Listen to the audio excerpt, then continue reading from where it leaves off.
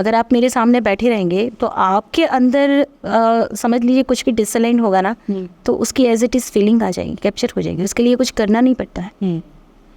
और अगर मुझे डर लग गया कि मैंने आपकी मेमोरीज कैरी कर ली, कैच कर ली, या आपकी कोई इंप्रेशन मैंने कैच कर ली, मुझे डर लग गया तो काम मुझे अपने ऊपर करना है।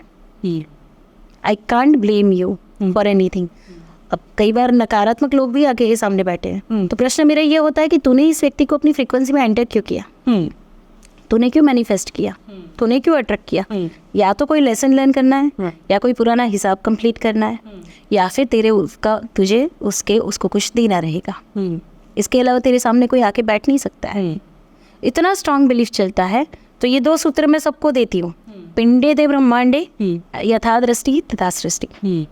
इसका एक प्रैक्टिकल एक्सपीरियंस भी आपको शेयर करती हूँ कि कई बार कुछ लोग ऐसे मेरे सामने आते हैं कि जिनके अंदर दिखता है मुझे कि भाई यहाँ डिसअलाइनमेंट्स हैं, ये ठीक करने की ज़रूरत है।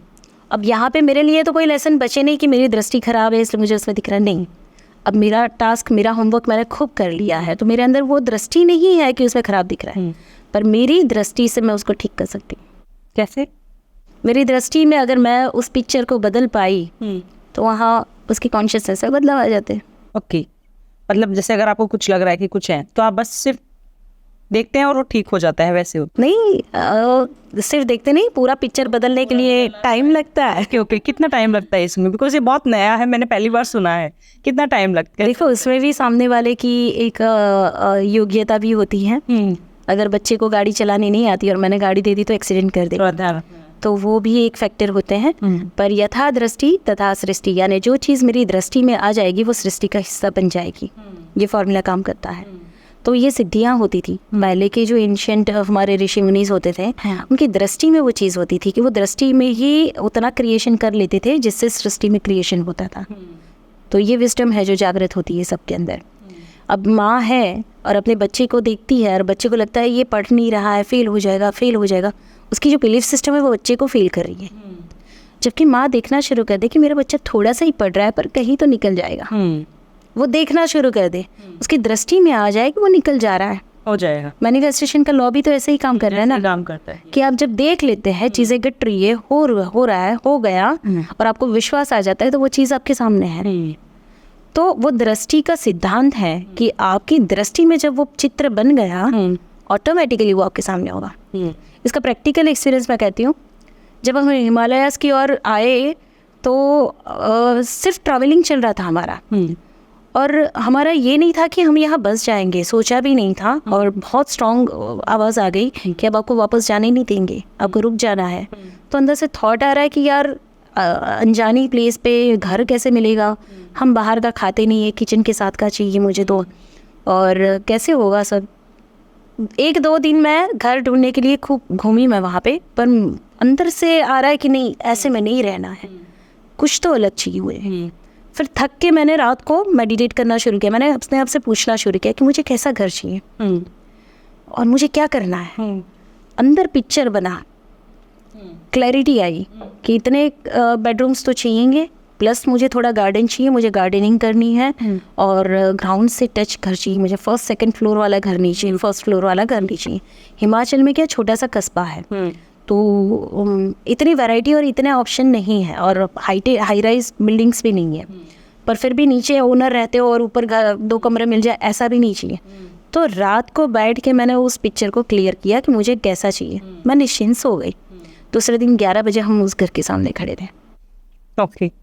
अब ऐसा तो नहीं है कि मेरी दृष्टि ने देखा और तभी अचानक से वो खड़ा हो गया, नहीं, मेरी दृष्टि में जैसे वो क्लियर हुआ, वो डायमेंशन मेरा सामने एक्टिव हो गया, वो मैनिफेस्टेशन में आ गया। मैं उसके सामने खड़ी थी।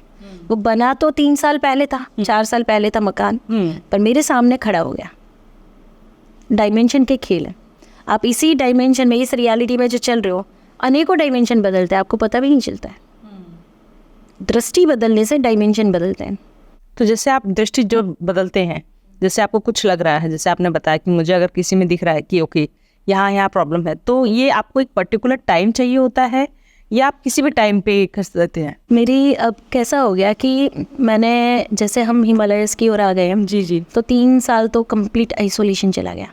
आइसोलेशन मतलब इतना स्ट्रिक्ट आइसोलेशन, मैं सिर्फ ऑनलाइन क्लास ले पा रही हूँ, ऑनलाइन कोर्सेज कर पा रही हूँ, पर मेरी ज़िंदगी में आसपास एक भी व्यक्ति नहीं है। मैं और मेरे साथ जो मेरी लड़की है, एक गीता करके है मेरे साथ, जैसे आपके साथ अलका है, वैसे मेरे साथ गीता है, वो मेरे साथ 7 साल से चली है। तो हम 2 ही 3 साल तक हमने ऐसा समझो कि टूरिस्ट प्लेस हैं, लोग आते हैं, उनसे हमें क्या लेना देना, तो कोई रिलेटिव नहीं, कोई फ्रेंड्स नहीं, कुछ नहीं।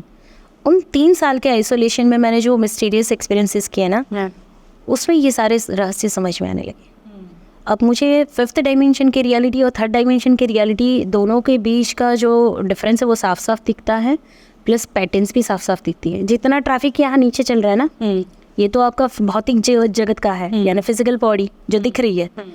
कॉन्शियसनेस का ट्रैफिक कहाँ दिखेगा आपको? यहाँ तो शरीर दौड़ रहे हैं ना, बिल्कुल। जागृत चेतना कहाँ है? और अगर किसी की कॉन्शियसनेस है भी तो वो स्लीपिंग मोड में है। तो जितना ट्रैफिक नीचे है उतना ही ट्रैफिक कॉन्शियसनेस के लेवल पे है। एक चेतना यहाँ दौड़ रही है, एक चेतना यहाँ दौड़ रही है, ऐसे ट्रैफिक लगा हुआ है वहाँ पे। तो जो ट्रैफिक नीचे है वही ऊपर है, जो पैटर्न नीचे है वही ऊपर है। एक एक पैटर्न यहाँ पे और यहाँ पे सिमिलर है, फ़र्क इतना है, ये सूक्ष्म है, ये स्थूल है, बस इतना ही है।